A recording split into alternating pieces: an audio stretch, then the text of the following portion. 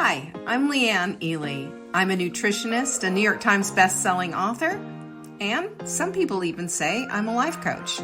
I started the Daily Dish Show to share my story, my truth, and my journey to vibrancy, and to inspire others to do the same. Because it's all about grit, perseverance, and finding a way despite the odds. It's about embracing the whole woman, not just the parts that are easy to love, and feeding her heart, mind, body, and soul. But I found that this isn't just my story, it's your story too. It's go time.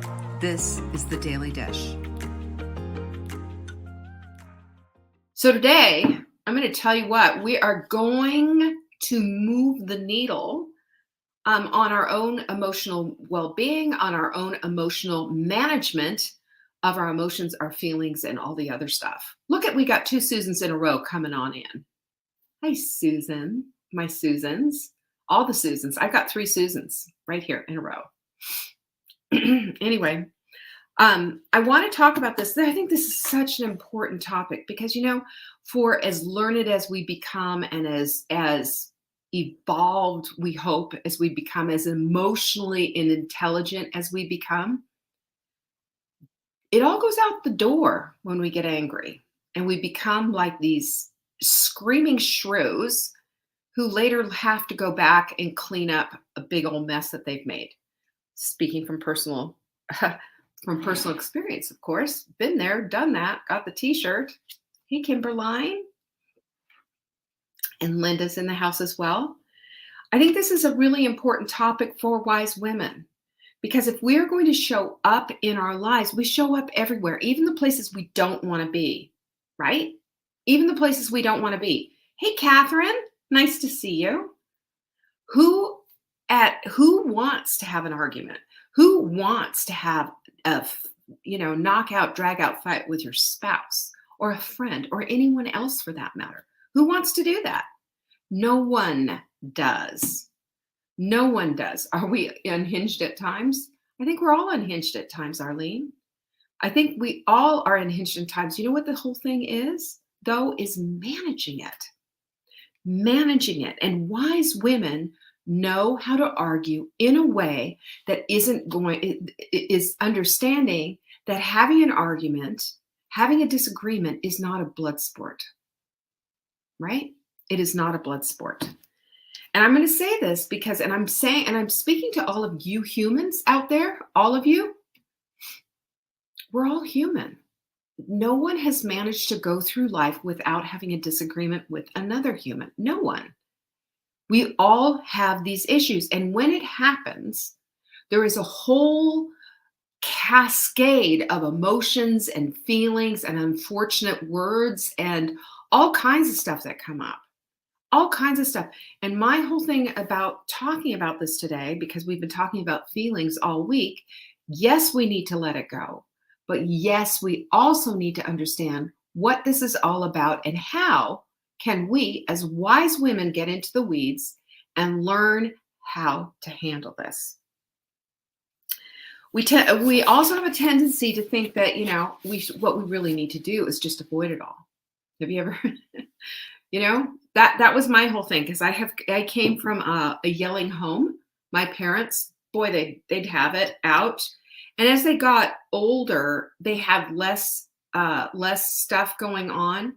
But you know what it was though? It was just colder. It was still very potent. It was just cold and silent. And Terry's right. Avoiding never did fix things. And it never will fix things either, will it? It's just, it doesn't work. But we think of if we hold the peace that we're going the higher road, we're taking the higher road. But, I will say on this side of perfect, which by the way is Earth, where perfect doesn't exist, that's just not possible. It's not possible to get through this life without having a disagreement with another human being, especially somebody who's close to you. So, and let's just talk about it. There is so many range. The range of emotions just run the gamut, and they just go up and they go down, and they're all over Kingdom Come. They are everywhere. And boy, do they ever come up when you're suddenly at odds with that spouse or with that friend or whatever. Suddenly all the stuff comes out. And have you noticed how one emotion brings another one with it?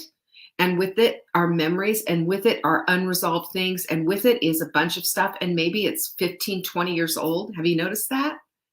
So it can get complicated. It can get steeped in a lot of drudged up stuff. It can get steeped in a lot of unresolved stuff. But we all have our own experiences, don't we? I don't know about you, but we do. And we bring to the fight, so to speak, we bring our trauma and we bring our patterns and we bring our experiences and our emotional baggage from when we were being, raised, whatever it is. And I think it's important to recognize that that's part of the whole equation. And you might be doing this, and so is the other person that you're with. They're also bringing their stuff too. So here you are with these two fragile humans, greatly imperfect, doing their best that they can, but also emotionally triggered, both. And here they are with their whole range of emotions, with their whole range of baggage, and there you are in the midst of this height of emotional, trying to get things worked out. Hey, Flynn, Terry. It's tough.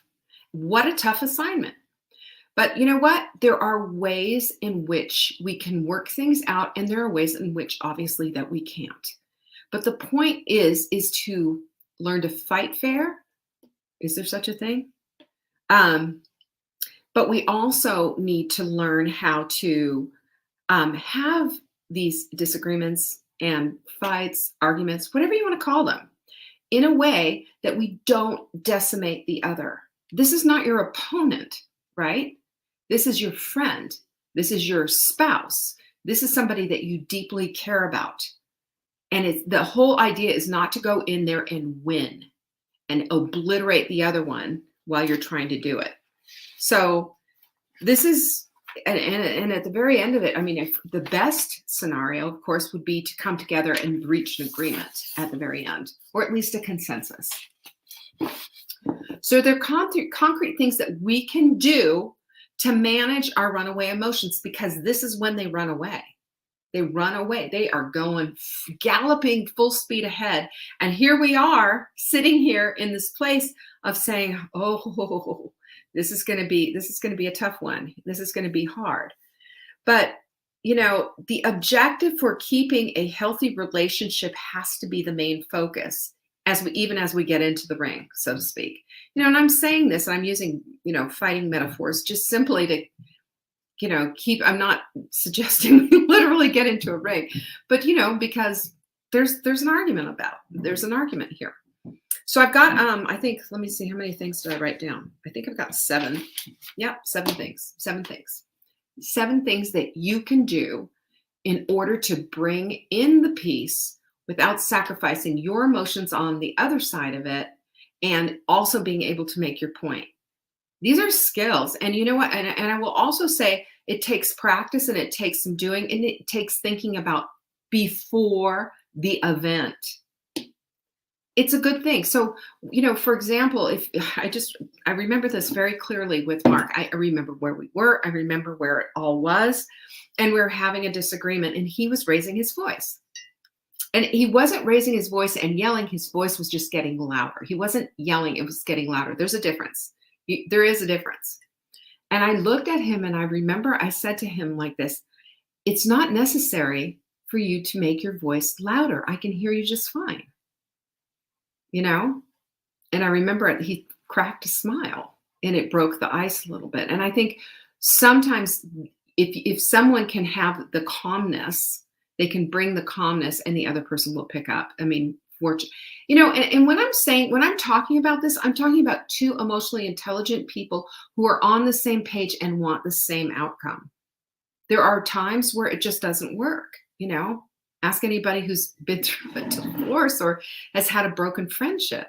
There are times when those two people don't hold the same objective. But when you do, and you're in a marriage, or you're in a committed relationship or friendship, the objective to stay friends, the objective to stay married and loving, and to actually become better because of this disagreement becomes the aim, not not not to win, not to win. So the first thing you need to do is to stay calm. And you don't do that by telling the other person to calm down. Remember that? We talked about that yesterday. As effective as baptizing cats. It does not work. It does not work.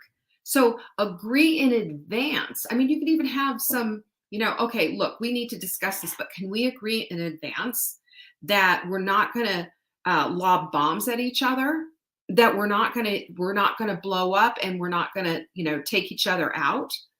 You can set up ground rules ahead of time. But again, like I said, because I have been in this place of trying to do this with a partner who was unwilling to do this, and, he and I ended up, that's what ended my marriage, right? That's what ended my marriage. It just couldn't stay the course. That's breaking your promise to your spouse and to others. We had a lot of other things that were, it was 18 long years of stuff. Let me just say, but one of the things that was a fracture, that we could not resolve things, because you both have to, if you make the rules, you have to stay with the rules. You have to stay with the whole thing. And you have to also understand that this disagreement is just a part of the landscape. It's not the whole thing, right? Really important. So staying calm, agreeing in advance, and setting up rules so that you understand that this is a disagreement. This is just a part of this long relationship that I have with this person, because that's the most important thing, right? That's number one. Number two is take a break if you're too heated to go on. You can just say time out. That could be in your rules. I have to do that for myself. My whole thing is I have a tendency to go boop, and it's always never worked. Always. I know that about myself. I've gotten better as I've gotten older. My gosh, it took me forever though. You don't want to open mouth, insert foot. It's not a good look, ladies. We need to be better than that. We need to be smarter than that, wiser than that, and step up. We can always clean up. Yes, we can. But if we're not going to learn, then what's the point? What is the point? So here's the thing that you can do is go take a bath. We talked about this yesterday. Go take a bath, go take a walk. Just tell, I'm going to go take a drive, or whatever it is. Let's meet back in 20 minutes. The research shows, by the way, a 5-minute timeout is not enough. You need at least 20 minutes just to process. Because remember, we're also thinking about how our brains work. We're going from monkey brain to prefrontal cortex, where the thinking part happens. So Juanita says, toes are not tasty. Ask me how I know. Juanita, your toes and mine, honey. Same. I agree with you on that. And I think another thing that we can do, is once we reconvene after the 20-minute period is up, and we've, had a minute to process and to think and to go back into the intelligent part of our heads, which is the prefrontal cortex, where all the complicated stuff is thought through and sorted. Using the word let's and not you. Let's take a break, or not you need a break. Let's take a break. Let's agree that we need 20 minutes. I know I do need 20 minutes to just chill out for a second, so that our words aren't going to hurt, so that our words are careful and measured and chosen, and not just random boom, drop it hard. It doesn't work. Number 3 is to use non-defensive language. And that's when that's the hard one, because what do we immediately think of? Yeah, you always blah, blah, blah. And you know what? Even if this is true, this minute you say you always, that other person's going, hold the phone and wait a minute. You always, they'll come back at you. Anyone ever hear that one before? Anyone ever do it? Yes, I have. That's super low vibe, y'all. It's super low vibe because it's a blame game. And we need to not do that. We need to use non-defensive language. The whole objective here is to keep the doors of communication open. This is how we slam them shut.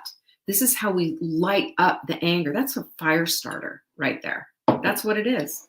This is not how you win friends and influence people, by doing one of these. No one likes it. Not a soul. And you know what?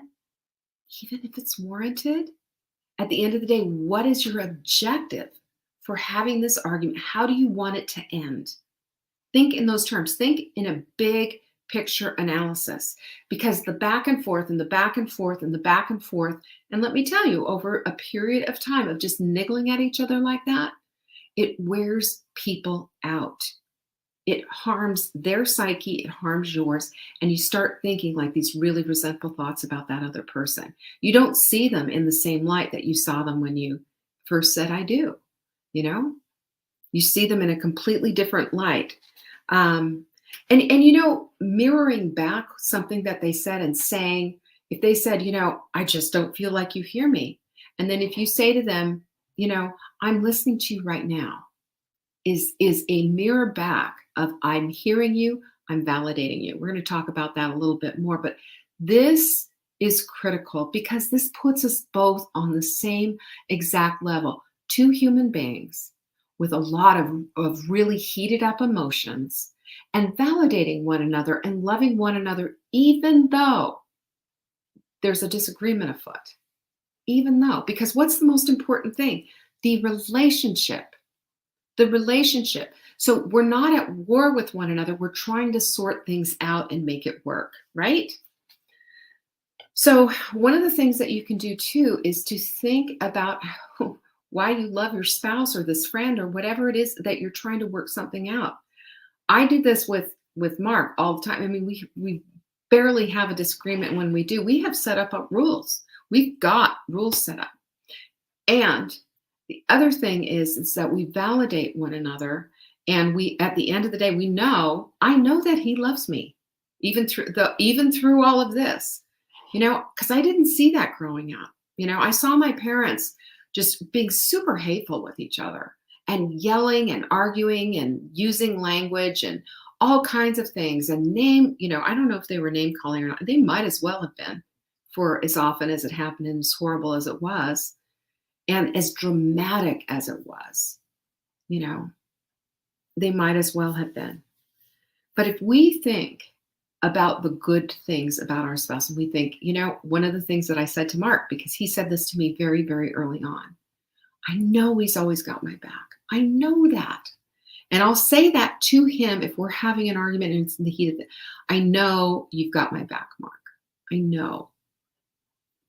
However, this is where I am right now with this. This is how I feel about this right now. And when I let him know and validate him for who he is and how he's showing up in my life and how much he loves me and how much I know he loves me, then it makes it so much easier to work through without the mercurial volcanic explosion and eruption. We don't need that.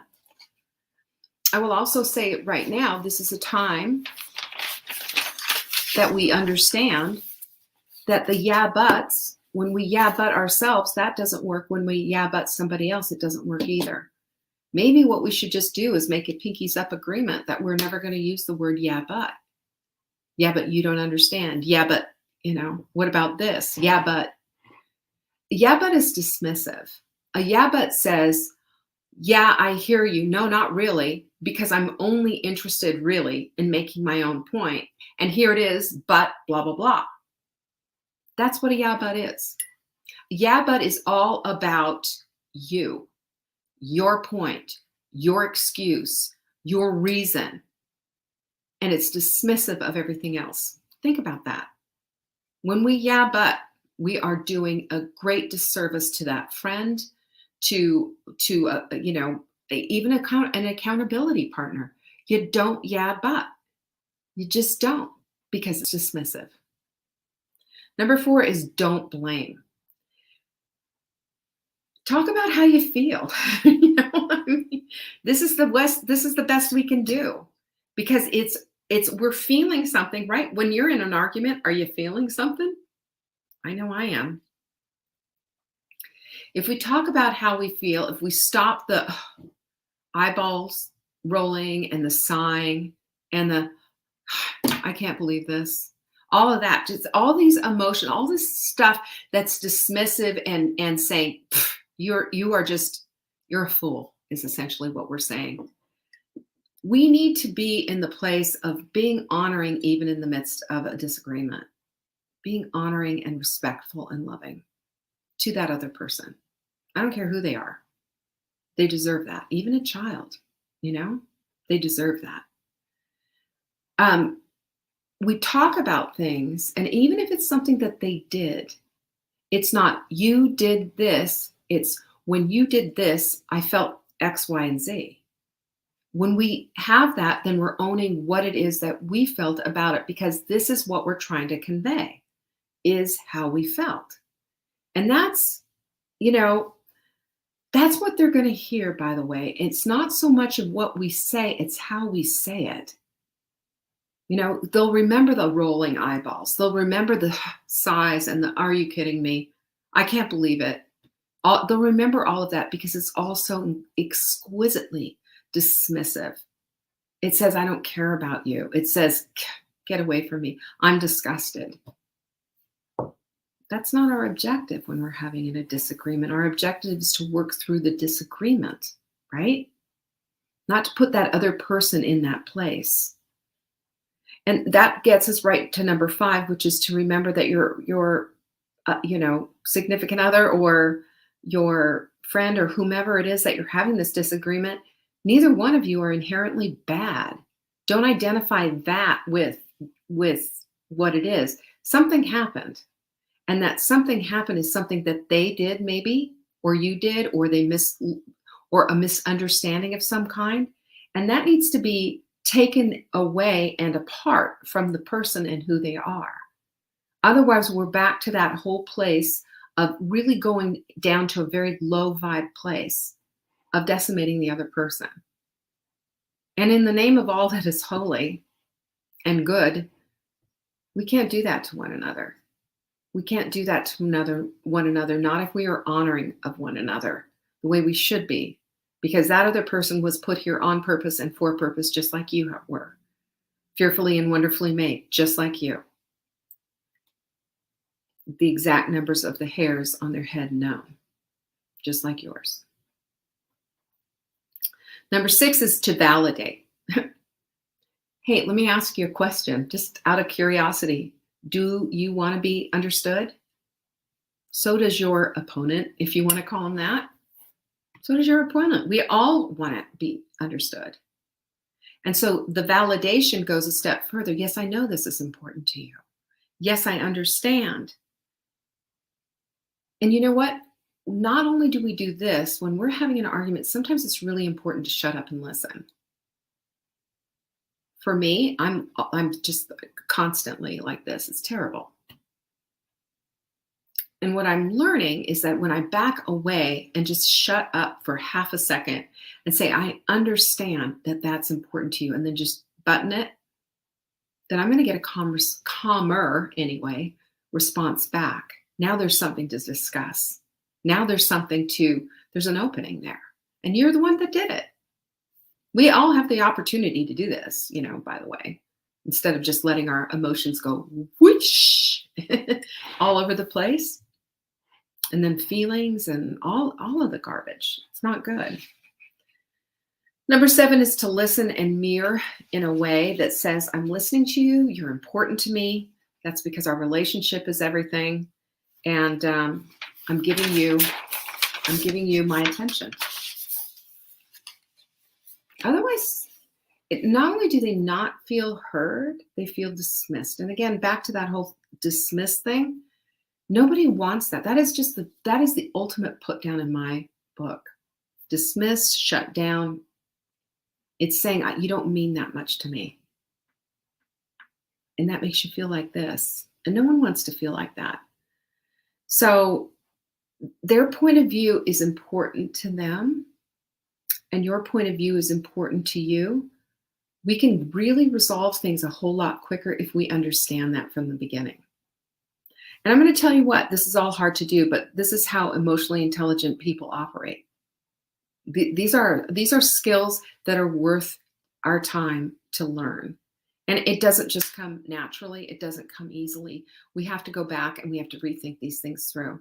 And if you have a relationship in which there is a lot of arguing and bickering and all of that, it will progress. It will get worse. And maybe having a little sidebar with that person when you're not having an argument, just say, hey, I've been thinking about this. And what if we set up some rules? What if we set up some guidelines? What if we agreed that we're not going to do this with each other? Instead, we have to recognize and realize, this is a marriage. This is a friendship. This is important. And I want this relationship to be the best that it can possibly be. And it can't be when we're constantly picking away at each other like that. I take full responsibility for my side of all of this. But what do you say the next time something comes up and it's a disagreement, that we work through it? What about that? What if we did that? This is, it's a minefield out there with all the stuff. It's a minefield of emotion and garbage and everything. And it doesn't work. It doesn't work. So we have to think about, how can we manage ourselves through this? We have to practice, we have to think, we have to process, and then we have to love. Love is, above all, the language of having each other's back and loving each other even in tough times. And this is how wise women roll. 100%. Anyway, peace be with you. Thanks so much for joining me. Thank you for joining me today. You can find me on TikTok for daily tips to help support your most vibrant life. And remember, you are the author of your own story. Until next time.